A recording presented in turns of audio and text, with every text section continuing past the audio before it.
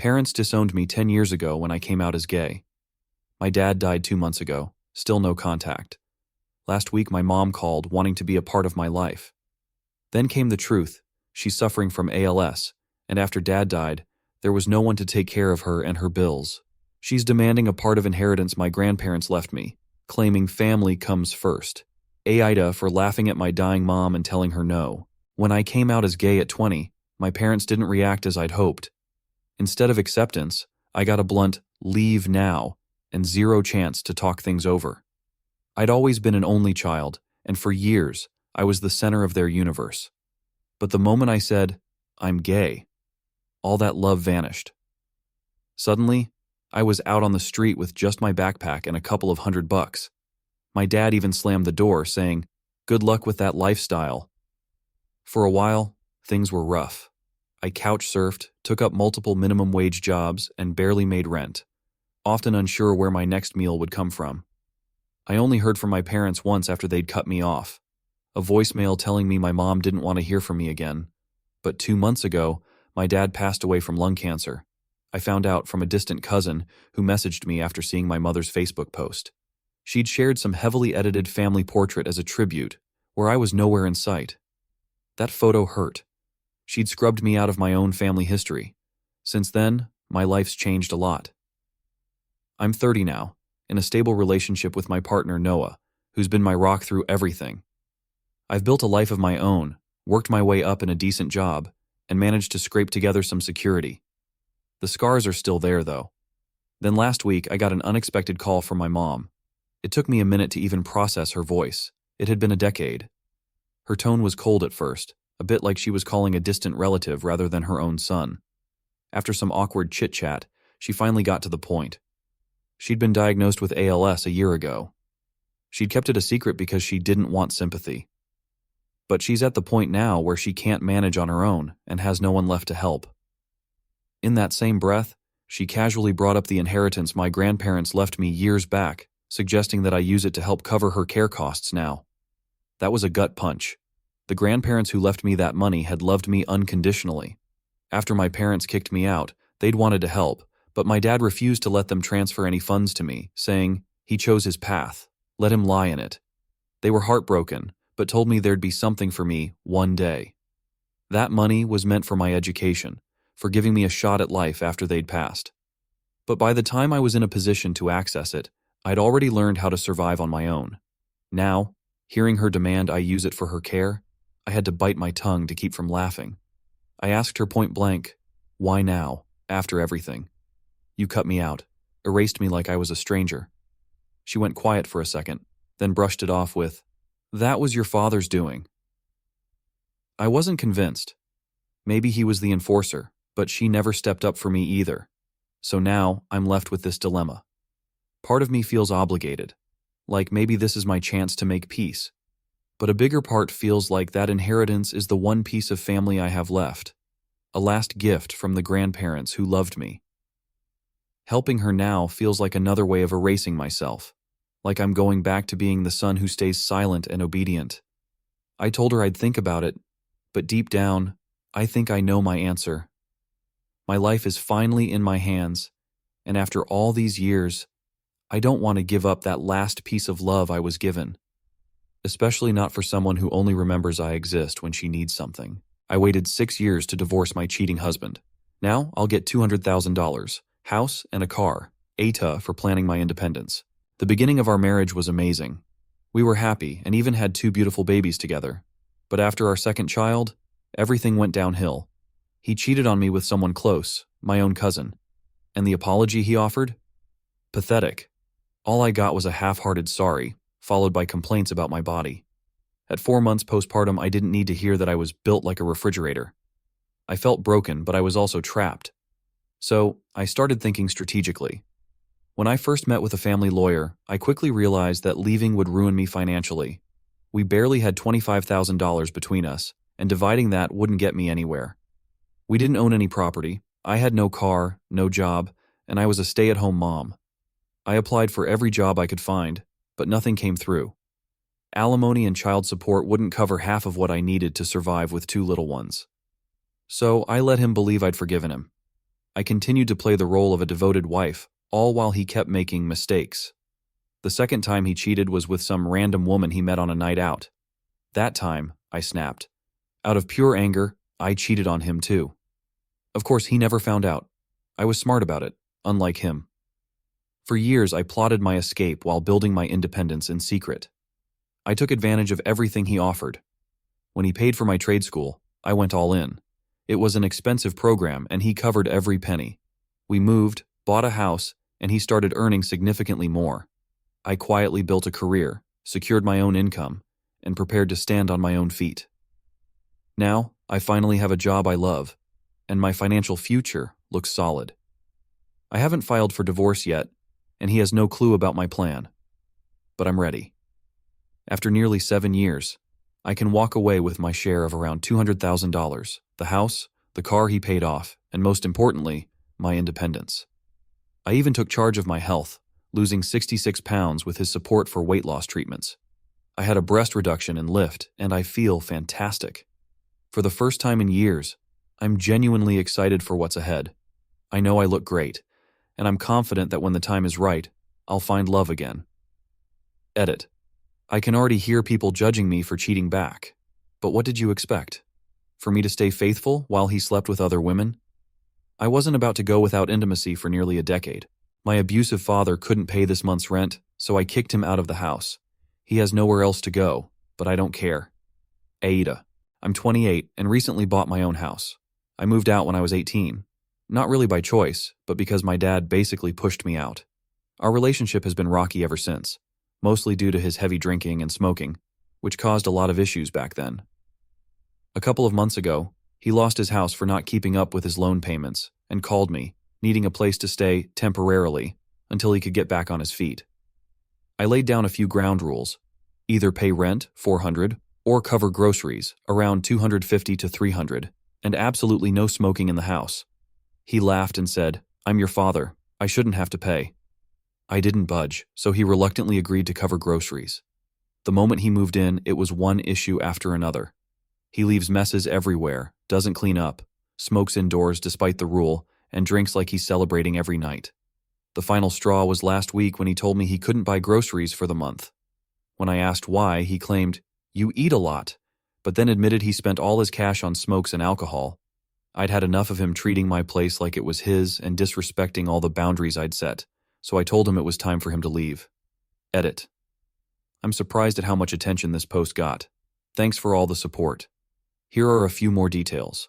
We didn't have a formal contract. Everything was agreed upon verbally. Getting him to leave won't be easy since society tends to expect that sons take care of their elderly parents, so police usually aren't very helpful in situations like this. Part of the reason I even agreed to let him stay was because I thought maybe helping him would bring some positive change, or maybe even his validation after years of neglect. But I see now how naive that was. As for getting him out if he refuses to leave, I'll wait for him to go out to buy his supplies, change the locks immediately, and leave myself for a while. If he tries to break in, I'll have no choice but to involve the cops. So, AITA for setting clear boundaries and following through when he didn't respect them? My boyfriend had sex with a guy when he went on a business trip to Utah. He claims the altitude made him gay for a moment and claims he is straight. Reddit, what should I do? I 28F have been with my boyfriend 29M for 3 years. Every now and then, he has to travel to Utah for work because his team has a customer service branch there. A friend of ours, who also happens to be his coworker, texted me while he was away, saying that my boyfriend had cheated on me with a guy from the customer care team. At first, I brushed it off as some sort of joke or misunderstanding. For one, my boyfriend has always identified as straight, and for another, I just couldn't picture him doing that. When he came back home, I asked him about it, expecting him to laugh it off or deny it. But instead, he got quiet, had us sit down, and told me, "It's true. I did have a one-night stand with a guy." I couldn't believe it. I asked him if he was saying he was gay or bi. Regardless, cheating is cheating, right? But he quickly denied being gay and said it was a one-time thing. According to him, the strangest thing happened, and he explained that he suddenly became gay. I just stared at him. He said he thought it was due to the altitude. Apparently, when he was at dinner with his Utah coworkers, He felt an unexplainable attraction that he blames on being at a higher altitude. I genuinely thought he was messing with me, but he was completely serious. He swore that as soon as he got back home and was at sea level, he was back to being straight. Honestly, I was baffled and even asked if he'd been drugged or something, but he explained that he was in a group the entire time, up until he was alone with this guy. He then went on to say that he'd done a lot of thinking on his way home and confirmed within himself that he's definitely straight, but that this altitude accidentally turned him gay temporarily. At this point, I'd had enough and told him, "Well, I guess we're breaking up." He looked at me like I was the crazy one and said it wasn't his fault, claiming that human actions are just a byproduct of accidental brain chemistry, and higher altitudes have a scientifically proven effect on the brain. I'm sitting here, trying to piece together what I just heard, and he's looking at me like I'm in the wrong for being mad. He says he can't believe I would blame him for something medical and scientific that he supposedly couldn't control. Now I'm left wondering if I'm overreacting or if this altitude theory actually has any merit. I know it sounds absurd, but could altitude affect orientation that drastically? And if it could, does it excuse what happened? Or am I just being completely gaslit here? I'm genuinely confused. My parents skipped my wedding because they went to Disneyland with my golden child brother. Turns out my brother threw away the invitation and didn't inform them of the wedding. My whole family humiliated my parents. Dad is divorcing my controlling mother, and I'm cutting off everyone.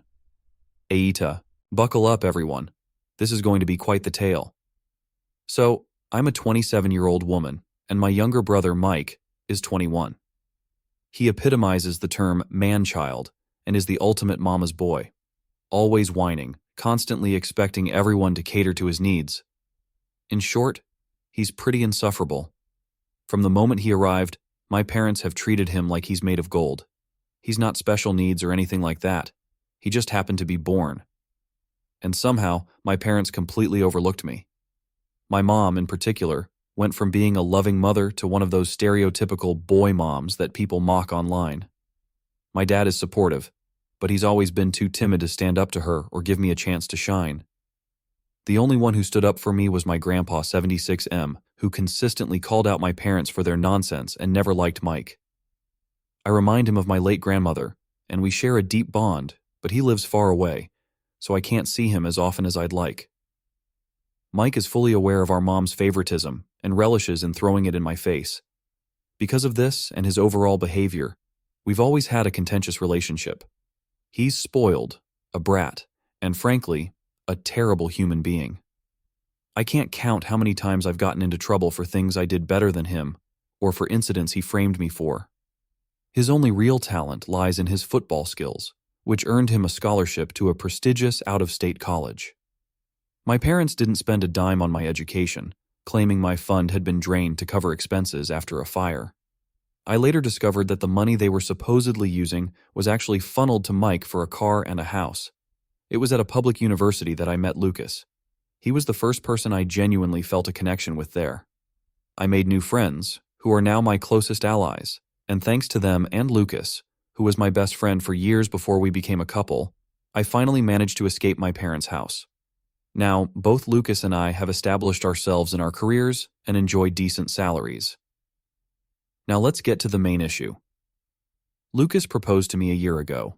We are both private people, so we kept the engagement off social media.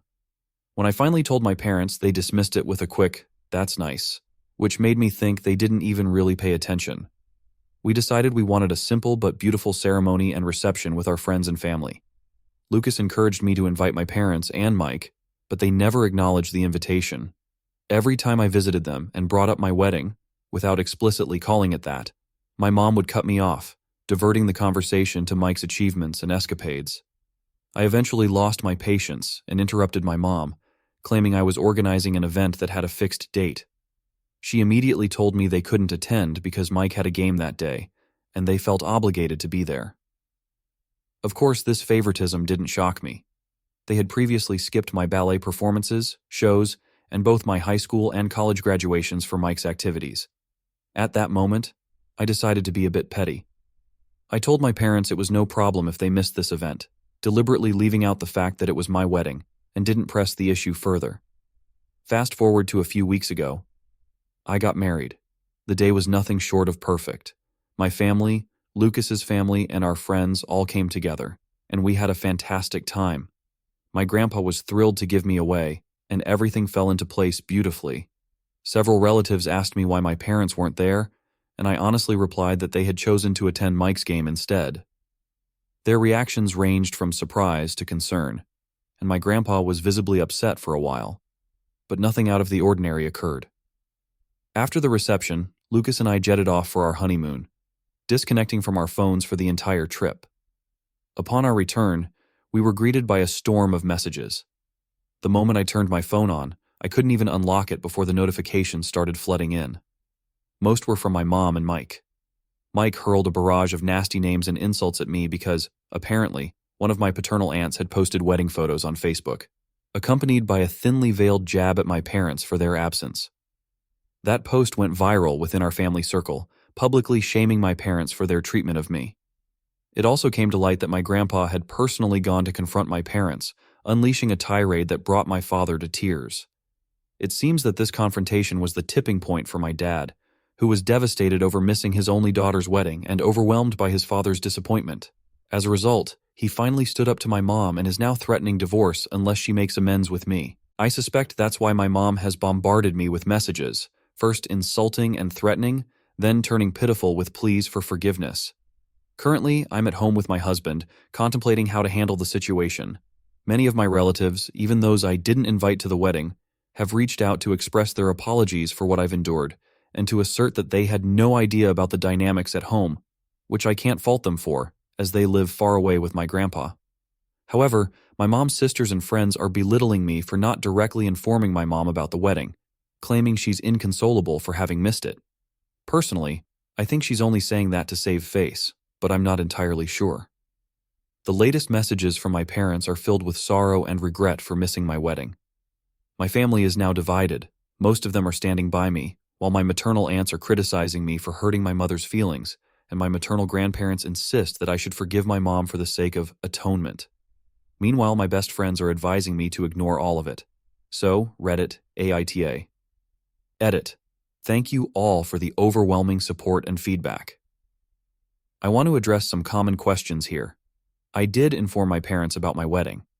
I sent traditional paper invitations, and I was assured that all had been received. When I didn't get a reply from my parents and Mike, I followed up with messages. Some distant relatives and a few on Lucas's side responded, but my parents and brother left me on red. Given their history, I didn't push further. I didn't repeat the date of my wedding because they already told me about Mike's game. Additionally, every time I tried to highlight my milestones to gain their interest, I was brushed off and told not to be a bother. At this point, I felt it was fair not to insist anymore. I didn't want to waste my breath. I wasn't keeping my wedding a secret. I merely wanted to see if my parents would show any interest. However, it was clear they didn't. I discussed wedding details openly with my aunts and uncles, even while my mom was around, but she would change the subject or ignore me. I tried going no contact multiple times in the past due to their behavior, but faced harassment from my parents and brother. Each time I tried, I was shamed by my family for turning my back on them. Now that Lucas is in my life, I feel more empowered to assert my boundaries. Until recently, I felt obligated to keep in touch, but I believe I've had enough. My parents didn't buy Mike a car or a house before he even graduated high school. They gave him a car for his 16th birthday and a house near his college when he started freshman year. They kept my fund on hold for a while, lying to me about using it for expenses after a fire, only to use it later for Mike. Update. First, I want to express my heartfelt gratitude to everyone who showed interest in my story and sent their warm wishes to my husband and me. Your supportive messages and love have truly overwhelmed me. I appreciate it more than words can say. To those who believe my story is fabricated, I genuinely wish your family life is better than mine, but please stop messaging me to accuse me of seeking attention with a fake narrative. If I overlooked some details in my original post, it's because I was dealing with overwhelming emotions from my family's harassment. You're not obliged to read my story or believe it, but a little decency wouldn't hurt. Before diving into the update, let me clarify a few things. 1. The invitation clearly stated it was for a wedding. No excuses. 2. My maternal family members didn't attend the wedding. Sorry for not making that clear earlier. Some were busy, while others simply offered excuses to send gifts instead of attending. I can't explain why they didn't discuss my wedding with my mom. I don't have access to their thoughts. 3. My mother's so-called atonement was a text apology. Now onto the update. Things have been a whirlwind this past week. I stepped away from Reddit for a couple of days to sort out my thoughts, and I had a deep conversation with Lucas about how to move forward. He's been my anchor through all of this, and my love for him only grows stronger. Talking about my parents was a taboo subject for us, but he gave me the reality check I desperately needed. We concluded that my ongoing contact with them wasn't healthy.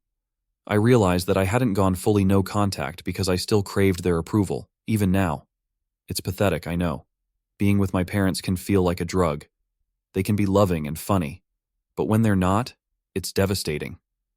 The little love they offer only makes me yearn for more, but I've finally had enough.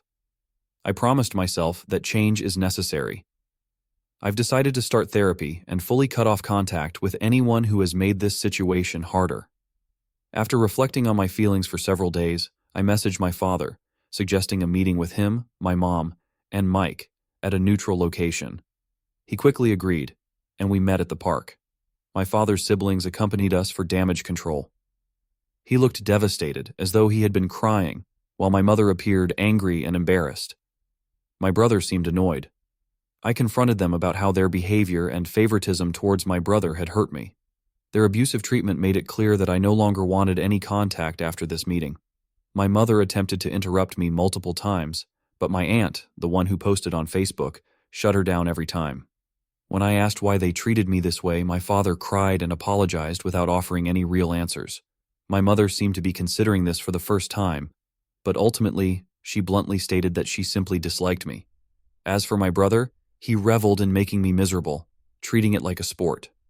Continuing with my questions, I asked why they never responded to my wedding invitation. They claimed they had never received it. I showed them the texts, but they denied getting any. It turns out they genuinely hadn't received my invitation. When it arrived, my brother was the only one home, having come to visit for the weekend. He ripped up the invite and threw it away. Additionally, when I texted my parents, he deleted those messages. He claimed that their chat was archived and they never got notified. So, my parents truly didn't receive a formal invitation. I was devastated. I confronted Mike about why he would do that, and he simply shrugged, saying it wasn't as important as what they had planned instead. I had to stop Lucas from punching him in anger. Strangely, my parents reacted with upset and reprimanded Mike, who then threw a tantrum, shedding crocodile tears. I'll admit, I found some satisfaction in that. However, my mother insisted that all was resolved, calling it a misunderstanding, and insisted it was time for me to clear their name. That ignited my anger, and I interrupted her, stating that they weren't forgiven. Just because Mike trashed the invite didn't erase their neglect. They should have asked about the wedding regardless. My mother responded with, "I did hear you talking about your wedding, but I thought you were just being delusional and seeking my attention with exaggerated stories." She was convinced that Lucas didn't genuinely love me or plan to marry me. Can you believe that? Another revelation surfaced. My brother didn't actually have a football game that day. My parents had concocted that story, banking on the fact that Lucas and I knew little about football. We prefer soccer. I didn't verify this at the time since Mike used to mock me about it during high school. But now I know the truth. They used that excuse to avoid my event while taking him to Disneyland because he wanted to go. This wasn't an isolated incident. They'd done it multiple times over the past few months. At this point, I was utterly drained and overwhelmed by the revelations. Learning how badly I had been deceived made my blood boil, and I snapped. I stood up, telling my father he was a sad, weak man who couldn't stand up for his kids without his wife's approval. I called my brother a little brat, a poor excuse for a man who would achieve nothing in life and live off others' hard work. And to my mother, I expressed that she was the worst narcissist, a pathetic woman who didn't even deserve my acknowledgement or judgment for her irrelevance. Not even God could help her because she was too far gone. Harsh, I know. My mother leapt from her seat, screaming at me mid-rant, but I was too furious to stop. I told her to shut up and sit down, demanding she listen for once. She became enraged. It was like steam was coming out of her ears. I don't remember much after that, only that I kept speaking, letting all my anger and hurt pour out. At one point, I sensed the entire park had fallen silent. I declared to my parents and Mike that I was disowning them, warning them to think carefully before reaching out again. I grabbed my purse and left with Lucas, Anna, and Francis, leaving my parents and brother to my aunts and uncle. At some point, the reality of what I had said hit me, and I ended up having a panic attack during the drive home. Lucas, driving, had Anna help me until we found a parking lot to calm down. I'm incredibly grateful for their support. Once we got home, I collapsed on the bed and fell asleep. I wanted to take your advice and post the entire thread on Facebook, but considering my career, I couldn't expose myself like that. Sharing my story anonymously on Reddit is one thing. Having my name and face all over Facebook is another. Instead, I decided to take a different route. I compiled a folder of my mother's insults and messages and sent it to the leader of her church. It's a close-knit community where my mother had worked hard to fit in, but it's also very judgmental, and being shunned by them is a death sentence. And that's exactly what happened. Just as I anticipated, the scandal spread like wildfire, reaching not just the church, but the entire small town. You can imagine the implications for my mother and father. As a result of my actions, I found messages from my maternal family, belittling me for upsetting their sister and insulting her. At that point, I didn't care. I followed your advice and told them that I would no longer include them in my life, regardless of their gossip. They should be grateful I'm not sharing their vile messages with their employers and spouses. I blocked every single one of them, grandparents included. I received a lengthy message from my father, apologizing for not having the strength to confront my mother, acknowledging the truth in my words, and lamenting the years lost because of her. He expressed a desire to divorce her and hoped to rebuild our relationship. I replied, stating that I didn't want to see or forgive him at this time. He responded, stating he'd do his best to win me back and that he loves me. I told him I found it hard to believe, and then blocked him. His slimy attempt to escape the situation by blaming my mother is pathetic. At least she owned her hatred. He only shifts blame onto others for his choices. I refuse to surround myself with such people. I've blocked my mother and brother in the same way. Mike sent me more taunting messages, which I ignored before blocking him too. My mother has thrown herself a pity party over being shunned by her community and for her crumbling marriage. I replied, "Good riddance," before blocking her as well. As for my grandfather, he has chosen to stay with us for a while to support me. He truly is the best and has read some of your comments, though he won't admit it flattered him. Since then, a few days have passed and things have been quiet. Lucas is spoiling me rotten, and I'm starting therapy soon. I know this isn't the drama-filled, revenge-driven update you were hoping for, but it's what I have for now. I'll keep you updated on any changes. Thank you so much for all the love and support you've shown me. I think I'm going to log out for now. Goodbye. My transphobic girlfriend found out my roommate was trans and threatened to break up if I didn't kick him out. So I broke up with her. AITA. I'm a 22-year-old guy, and about 6 months ago, I got a new roommate, Alex, who's 23. When he moved in, I didn't think twice about his appearance or any details of his past, nor did it cross my mind that he might be trans. It wouldn't have mattered to me anyway. I just needed a roommate who would be respectful and pay rent on time, which Alex has done without issue. He's a shorter guy, around 5 feet 5 inches or 165 centimeters, with a fair amount of facial hair and muscles. He actually reminds me a bit of a shorter Henry Cavill, if you could picture that. No one else in my life has commented on him looking unusual in any way, including friends and family who've visited. And honestly, if anyone had noticed, my mom would have been the first to say something, given that she's deeply homophobic. Her reaction is typically intense if she even suspects something, but Alex never set off any alarms. Since he's moved in, Alex and I have gotten along fine. We're polite, although I wouldn't say we're exactly close friends. Still, he's a considerate and chill roommate. He's quiet, respectful, and always contributes to the household chores. Plus, he's never late with rent and has even shared his cooking a few times, which has been a great perk. This whole setup has been a breath of fresh air, especially since my previous 3 roommates were all varying degrees of a nightmare.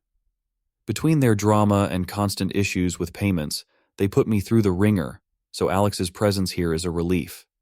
Things, however, took a turn the day my girlfriend Sarah came over. Sarah is 28, and we'd been together for about 5 years. She came by the apartment unexpectedly, and it slipped my mind to let Alex know she was stopping by. Alex was walking around shirtless, and she happened to notice the scars on his chest. She didn't say anything immediately, but I could tell she was a bit withdrawn and quiet for the rest of her visit, which wasn't like her. Later, when Sarah got home, she sent me a barrage of texts asking why I had a female living with me. I was completely taken aback. When I asked what she meant, she said she recognized Alex's chest scars as being from top surgery and claimed this confirmed he was trans, and that, according to her logic, he had to be born female. She even threw in his height as evidence, saying his shorter stature must mean he was born female. I tried to reason with her, explaining that Alex's gender was irrelevant to me, and that, even if he was trans, I didn't find him attractive in any way. I told her that to any objective person looking at him, Alex would simply appear to be a typical guy. He's polite, keeps to himself, and isn't involved in any drama, which again, she knows has been a huge improvement compared to my previous roommates. Yet despite this, she just kept going, insistent that I had to confront him about his gender. To make matters worse, Sarah didn't just stop at asking me to verify if Alex was trans. She demanded that I either ask him outright, or if I refused, provide his last name so she could run a background check on him. Both of these requests felt wildly invasive to me, and I couldn't fathom how she thought this was appropriate. Her persistence made me increasingly uncomfortable, and it was clear she wasn't going to let it go. When I refused to give her Alex's personal information or confront him about his scars, she gave me an ultimatum. Either I find out for certain if Alex is trans and evict him if he is, or else she'd need to reevaluate our relationship. She essentially threatened to break up if I didn't comply. I've always had one unbreakable rule in relationships. I don't do ultimatums. I've been willing to compromise on many things, but I've always made it clear that ultimatums are a line I won't cross. Even though Sarah and I have been together for 5 years, I wasn't willing to make an exception this time. So I told her that if she couldn't accept my stance, then we were done. After our breakup, Sarah's response was intense. For over 2 weeks now, she's been relentlessly messaging me every day, despite my attempts to block her on every platform. She's ranged from accusatory messages such as, "Are you sleeping with him?" to pleas like, "Can we just talk?" She's even tried to bring in mutual friends, asking them to intervene or convince me to at least ask Alex about his gender so she can have closure. Fortunately, most of our friends want nothing to do with the drama, but it's been exhausting dealing with her attempts to get others involved. At first, I didn't feel any guilt about ending things, as the ultimatum was a boundary I'd always made clear. But after sharing my story online, I started receiving mixed feedback. Some people told me I should have just asked Alex about his gender to keep the peace or questioned why I would choose a roommate of only 6 months over a girlfriend of 5 years. I started wondering if maybe I had been too harsh and if I should have done something to avoid this whole ordeal. Too long to read. My now ex-girlfriend became convinced my roommate was trans, demanded that I either verify it and evict him or provide his information for a background check. When I refused, she gave me an ultimatum, so I broke up with her. Now I'm questioning if I could have handled things better. AITA? Edit. Answering some common questions. Did you break up with her? Yes. We officially broke up through text when she gave me the ultimatum. I've always maintained a rule that I don't tolerate ultimatums, no matter the situation. While I've overlooked other issues in the relationship, even some verbal and minor physical incidents, I couldn't overlook this. Our ages? I was 17, and she was 22 or 23 when we started dating, right on my 17th birthday. I realize the age gap sounds questionable in hindsight, but at the time, it seemed normal to us. We grew up together, as her mom and mine are best friends. Our friendship turned romantic when I was 15 or 16, but we waited until I was legally of age before we acted on it. Why be with someone like that? I didn't initially see her reaction as transphobic. I assumed it was jealousy, but after reading some comments, I realized it was deeper than that.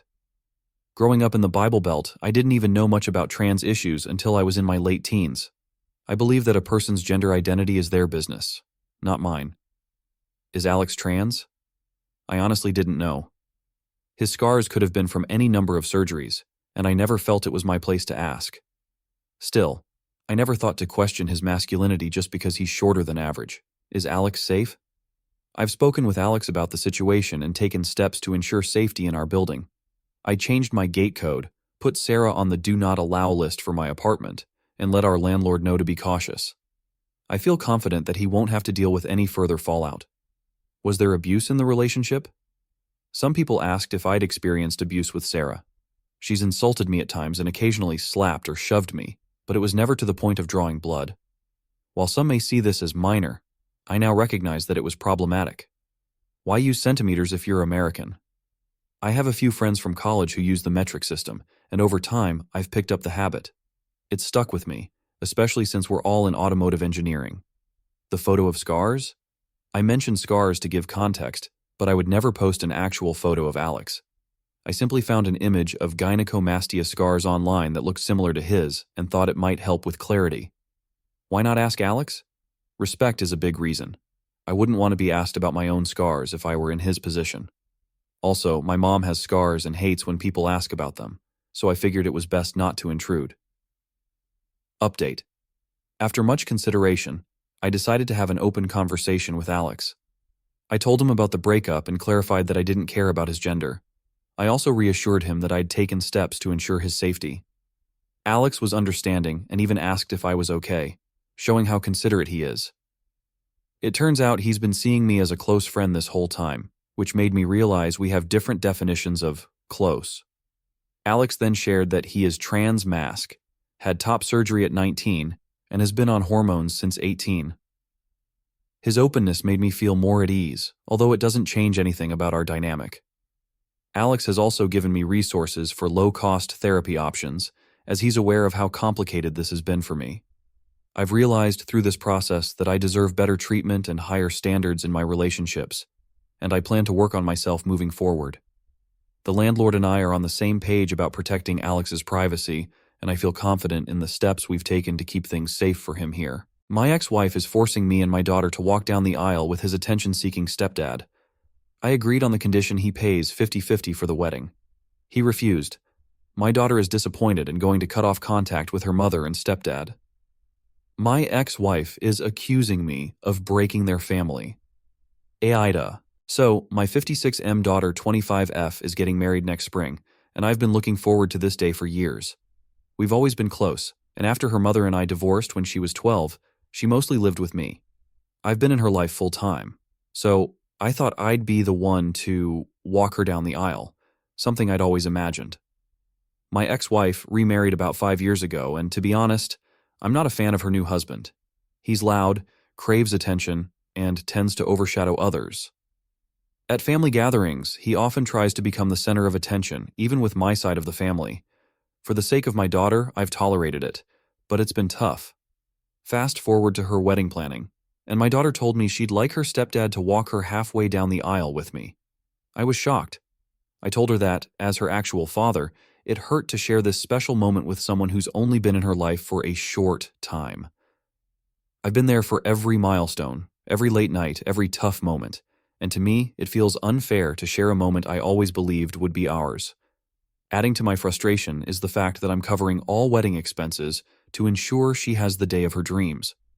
It's been a significant investment, and while I don't want to sound petty, part of me feels that if I'm taking on this financial responsibility, it's only fair to expect the honor of walking her down the aisle alone.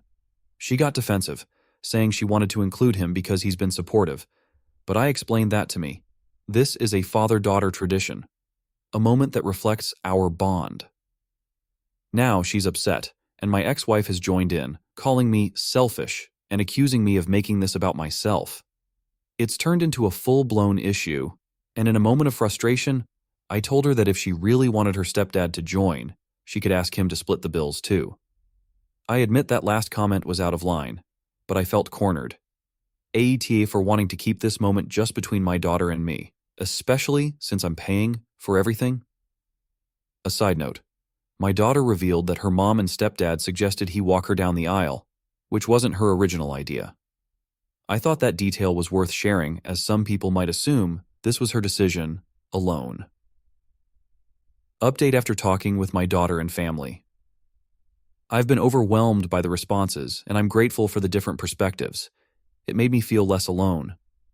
I received a lot of questions about the wedding costs, so I want to clarify that this is a destination wedding, with expenses for flights, her makeup artist, and a few gifts I'm giving her to make her day special. After reading the comments, I had an open conversation with my daughter. I explained why walking her down the aisle was so important to me as her father and why it felt hurtful to share that moment with her stepdad. I also apologized for my comment about the bills, assuring her that I wasn't trying to use the money as leverage and that I only wanted to give her the day of her dreams. Unfortunately, things didn't go as planned. She was visibly upset, saying I was ruining her day and didn't understand the pressure she's under to keep the peace. She admitted that her mom has been good to her in recent years and that she fears losing that bond. To her, my ex-wife is her best friend now, something she felt she didn't have growing up. I understand this, as they share interests in things like fashion, and my daughter has always been more like her in personality. My ex-wife and her husband came over, and my sister joined for support. When my daughter brought up the finances, saying she no longer wanted me to pay, and asked them if they could contribute, I braced myself. My ex-wife flat out said she couldn't because she's saving for her son's college fund, her son from a previous marriage. He's 15, so college is years away, but she made it clear that was her priority. I had anticipated this, but watching my daughter's reaction was difficult. She had placed so much trust in her mom, and I could see how this realization hurt her. Her stepdad then chimed in, accusing me of making everything about myself and being a jerk. At this point, I'd had enough. I clarified that I never intended to hold anything over anyone, especially my daughter, but was simply hurt because I'd looked forward to this moment with her all my life. Despite everything, I reassured her that I'd continue covering the costs because my support is about her happiness, not leverage. By the end of it all, my daughter looked heartbroken, realizing her mom and stepdad weren't willing to contribute financially, choosing instead to prioritize other things. She said she needed some space to process it all, and I told her I'd give her as much time as she needs.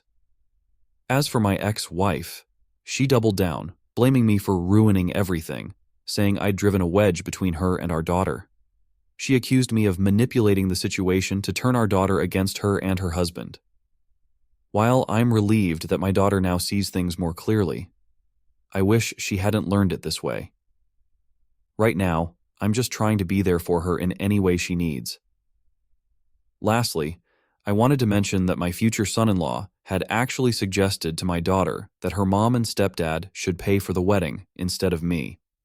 Later, he explained that he wanted her to see that her mom might not have her best interests at heart. He's not a fan of my ex-wife, especially after she's made a few rude remarks about his family in the past. I know he did this partially out of frustration with her, but the result left my daughter feeling deeply hurt and betrayed by her own mother. She's always had an open heart and easily trusts, so this has left her more broken than I wanted. Thank you to everyone for your supportive comments. It's helped me through this rough patch. I'll end here and wish you all the best. My husband's affair partner dumped their baby on us. I was going to divorce my husband, but he died due to heart attack after listening about the divorce. Now I want to put up the baby for adoption. AITA. I am a 53-year-old woman, soon to be divorced from my husband, Roger, 47. We've had a rocky end to our marriage due to his affair, which I initially tried to forgive.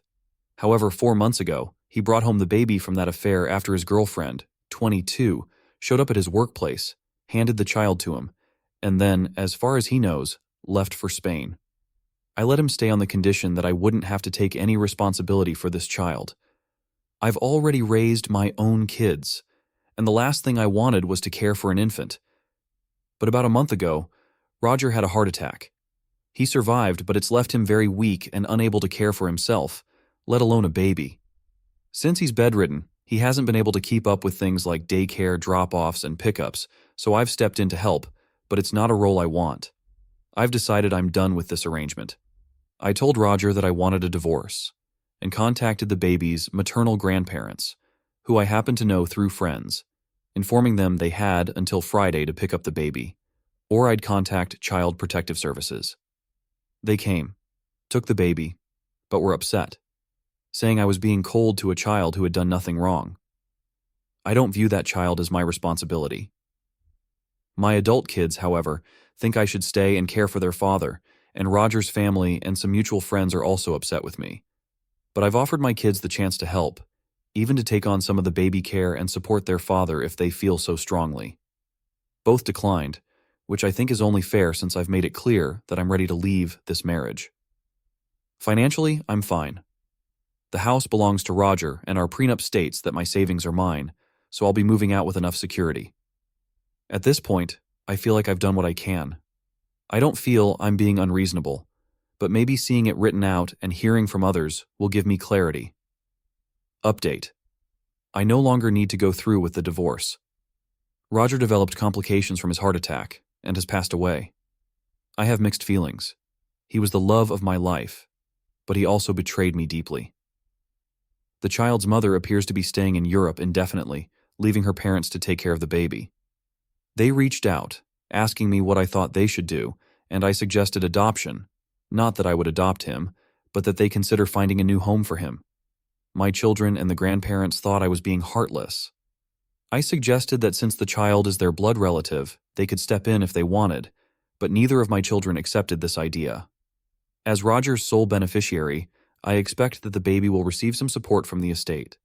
I am more than willing to allocate whatever the court decides from Roger's estate, but have no intention of using any of my personal money for this. Thank you to everyone who offered feedback and support on this matter.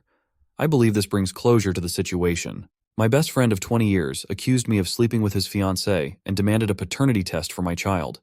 After the test came negative, I refused to let her host her wedding on my venue that I gave her for free. This led to their marriage being canceled altogether. AITA. My friend Sandra and I have known each other for over 20 years. We're both in our early 30s. She's engaged to a man named Andres, whom I actually introduced her to 6 years ago. Andres and I come from the same region in our home country, so we share similar features. Round faces, deep brown eyes, long, straight, black hair. Enough that, at a glance, people might think we're related.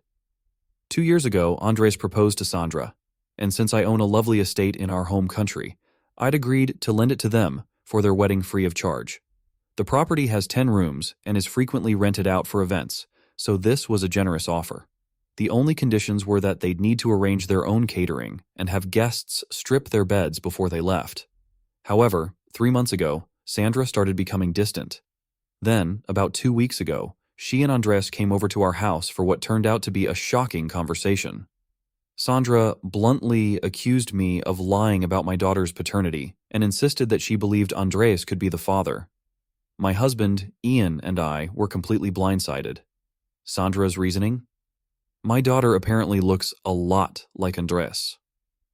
I tried to explain to her that Andres and I look similar because we're from the same area, but she kept pressing, saying my daughter wouldn't look so much like me if my husband was truly her father.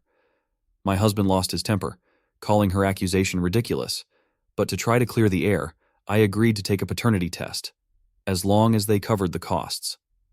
The results, which came back last Friday, confirmed what I already knew. Andres is not my daughter's father, and a separate test verified that my husband is indeed her biological father. When I told Sandra, she tried to hug me, sobbing, saying her suspicions were justified due to our cultural background. That comment, about women from my country being more likely to lie about paternity, was the last straw. In that moment, I told her the wedding venue offer was off the table, and I didn't want her in my life. She left, visibly upset.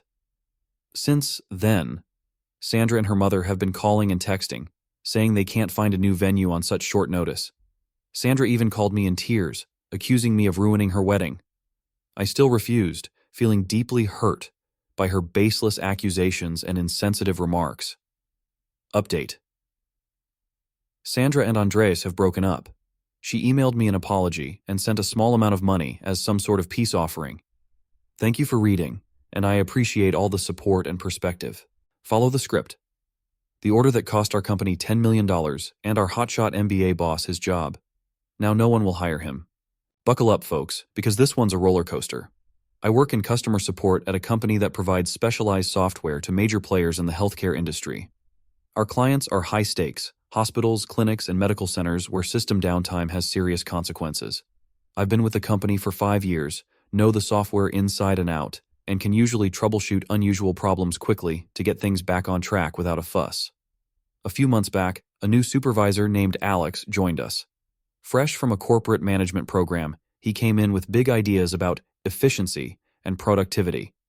In his mind, the solution to our so-called slow response times was a simple script-only policy.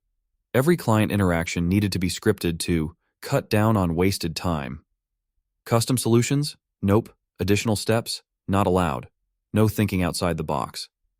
If a client's issue wasn't on the script, we were to log it, escalate it, and tell them to wait for a callback. When Alex introduced the policy, I raised my hand, pointing out that most of our clients call us because they're dealing with unique, time-sensitive issues. A strict script would just frustrate them and, in many cases, wouldn't solve their problems. But Alex didn't budge. "Everyone follows the script, no exceptions," he said with a smug smile that made it clear he thought he was reinventing the wheel. "Even if our biggest client calls, you follow the script." Flash forward a few weeks. One morning, I pick up a call and hear the voice of the CEO of one of our biggest clients, a massive healthcare network we've partnered with for years. They hold a multi-million-dollar contract with us, and losing them would be catastrophic. The CEO is calling, panicked, because their entire system is down. Their glitch is blocking access to patient records and diagnostics, putting patient care at risk. This isn't just a technical issue, it's affecting people's health. As he describes the issue, I immediately recognize it as a known bug with a simple 5-minute workaround, something I've resolved dozens of times. But here's the catch. This fix isn't in the script. I feel torn. My instincts scream at me to fix the issue and prevent a disaster. But Alex's strict orders echo in my mind. Follow the script. No exceptions. If I help, I could lose my job. If I don't, we might lose this huge client, and they might lose patients. So, I do exactly as Alex ordered. I go through the script step by painful step, despite knowing it's a waste of time. The CEO quickly becomes impatient, interrupting me, asking why I'm wasting his time. I explain, our policy is to follow the script, and if this doesn't resolve the issue, I can escalate it for a callback within 24 hours. He goes silent for a moment, then says in a clipped tone, "Escalate it. Now." I log the issue, escalate it, and follow the protocol. Within an hour, word spreads that Alex has been summoned to an emergency meeting with our department head. Apparently, the CEO bypassed me and contacted our company's leadership directly, furious and threatening to take his business elsewhere. Rumor has it he told them, "If your idea of support is reading from a script while our systems fail, we're done here." By the end of the day, an email titled Script Policy Update arrived. Effective immediately, we were now encouraged to use best judgment and to go off script for high-priority issues. Alex's efficiency plan was scrapped, and he was put under performance review. Word quickly spread about the fiasco, with people adding exaggerated details to the story. Some said the CEO threatened to sue, others claimed he hinted at switching to a competitor. Whatever the truth, Alex became the office's cautionary tale, a reminder of what happens when rigid policies override common sense. Now here's where things get wild. The client ended up terminating their contract with us, citing that meltdown as their final straw. That loss hit hard, a $10 million loss hard. Our company's leadership reacted immediately by firing Alex. Not long after, the client approached a different company to pick up where we'd left off. They were about to hire Alex, but the client caught wind of this and quickly put a stop to it. In our line of work, which is a specific niche, the news spread fast, and soon enough, no one would hire Alex. As for me, I'm still doing my job as always, thinking on my feet, solving issues, and trusting my instincts. The difference now? I have a small, satisfying smirk every time I think back to that day. After all, I was only following orders. My disabled brother is a real-life Sheldon Cooper, always spitting unnecessary facts that no one cared about. My sister eloped because of him. I do not want him at my wedding, my parents argued. I uninvited them too.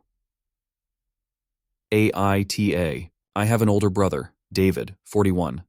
David has boundary issues and was in learning disabled classes.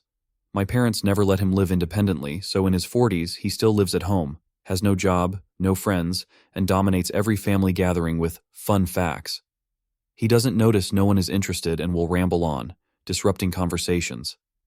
My siblings and I struggle with David because my parents enable him to dominate every social setting. My sister even eloped because our mom kept trying to force David into her wedding plans, causing endless arguments. Now I'm getting married to Mel, with my younger brother, Nick, as my best man. My sister, who's close to Mel, is in the bridal party along with her husband as a groomsman and their son as a ring bearer. Mel wants a real wedding, not an elopement like my sister was pushed into. But David won't be attending. When he found out I proposed, his first response was to critique Mel's engagement ring, giving us his fun facts about how diamonds are worthless and resell poorly. He went on about how I should have gotten a second-hand or colored stone instead. We tried to stop him, but my mom insisted we let the professor talk. Even at 40, she thinks his outbursts are cute. After that incident, Mel put her foot down. David can't come to the wedding. If my parents defend him even once, they're not invited either. Mel refuses to let David's behavior ruin our wedding. When my mom called about wedding planning, I told her she couldn't be involved after what happened at my sister's wedding dress shopping. Mom brought David, who rattled off fun facts about wedding dresses, leading my sister to elope. I explained that my parents could come as guests, but David isn't invited. There was a long silence, and then my dad took over the call. I told him David wasn't welcome, and Mom couldn't be trusted not to bring him along. Dad said he didn't understand why we hate David, and I pointed out how disruptive his fun facts are. Dad's only defense was, "The boy likes to talk and there's no harm in it." I countered that there is harm. David's behavior makes everyone uncomfortable. Dad started defending David, and I finally told him we were at an impasse, so maybe none of them would come to the wedding. After that, my mom started sending emotional texts, telling everyone I'm being mean, and that we should be more understanding of David. Mel feels that this just proves why I can't invite David, or even my parents, if they can't be trusted not to sneak him in. I have to agree. BF's daughters thought I was leeching on their father as I was a bartender. On the contrary, he was broke after his wife's cancer treatment, leaving huge debts. Now the girls want to get close to me after knowing I'm rich, have luxury cars and a beach house. AITA for refusing to be friends. I'm 42, dating Tim, 59, a widower. I know what it looks like, a banker with a bartender, but in reality, I'm financially well off, and Tim is quite the opposite. He's actually broke after maxing out 6 credit cards, taking a second mortgage, and cashing out retirement savings to cover his late wife's cancer treatments, which she underwent 3 times. His sacrifices helped her see both their daughters married before she passed away. His 2 daughters live 6 hours away, and for the past 2 Christmases, Tim and I traveled to spend the holidays with them. They were extremely unfriendly, openly ignoring me and pulling Tim away when he tried to include me. They'd even go so far as to talk over me to prevent their husbands from engaging with me. After the first Christmas, Tim chastised them, and they offered him a lukewarm apology, explaining that it was painful seeing their dad with a woman who wasn't their mom. Despite that, they did the same thing again the next year. So this year, I told Tim he could visit them, but I would stay back, not wanting to spend another holiday being ignored. Tim was hesitant, mainly because driving long distances bothers his back, and I usually help with that. But his old 2010 car wasn't reliable anyway, so I leased a luxury car for him. He called his daughters to tell them about the car, thinking they'd be happy he could now visit more easily. Instead, they exploded, accusing him of using their mother's inheritance to buy me things and impress some bimbo bartender instead of contributing to their weddings. It soon came to light that they had assumed Tim had a life insurance policy for their mom. They were unaware of the credit card debt, the mortgage, or the fact that Tim was facing foreclosure and bankruptcy before moving in with me. Nor did they know he doesn't pay bills aside from the water bill and shared groceries, because I cover the rest. The truth hit them hard, and now they suddenly want to reconnect with me, saying they're sorry I felt lonely during the holidays. They even asked Tim for my phone number and plan to come visit next summer, conveniently when the beach season is at its peak. I've told Tim I won't share my number, and while I'll be civil if they visit, we're not going to be friends. I feel that if they had bothered to talk to me before, they would have seen there was no reason for the hostility. I'm always open about the fact that my finances came from family wealth and not hard work. Tim believes I'm being too harsh, arguing they would have warmed up to me eventually, and knowing the extent of my support for him has simply accelerated that process. I don't see it that way. I believe they had ample chances to get to know me and instead chose to be unkind based on false assumptions. So, AITA. My parents failed me. They chose their sleep over me and left me permanently disabled. AETA for cutting off ties? Growing up, I always considered my parents to be truly wonderful. They were attentive, caring, and provided for me and my siblings in every way. However, they had one strict rule. Their phones went on Do Not Disturb from 10 p.m. to 7 a.m. each night.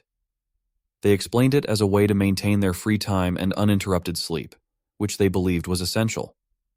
While we initially accepted this boundary, things changed when I found myself in a situation where I desperately needed them.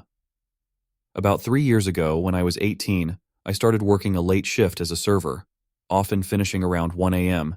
and then driving myself home. Unfortunately, one night after work, I was involved in a serious car accident.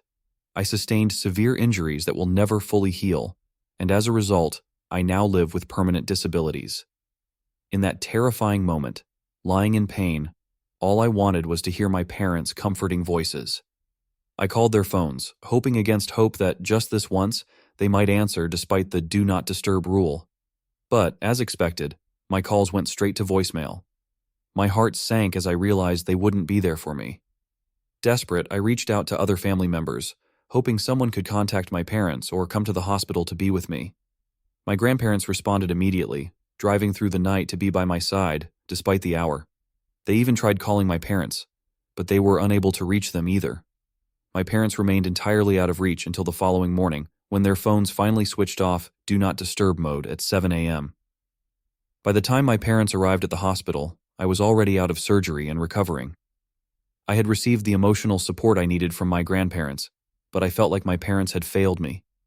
Despite knowing about their phone policy, it hurt deeply to realize they weren't there when I needed them the most. From that day, I struggled to see them as the amazing parents I had once known, feeling a profound sense of abandonment and disappointment. Since the accident, I've distanced myself from my parents. I avoided their offers to take me to physical therapy sessions or doctor's appointments, relying solely on my grandparents instead. I even made the decision to go no contact with them recently after I saved enough to move out of their house. My grandparents and parents have both expressed their disappointment, insisting that I'm being too harsh and ungrateful, considering everything my parents have done for me in the past.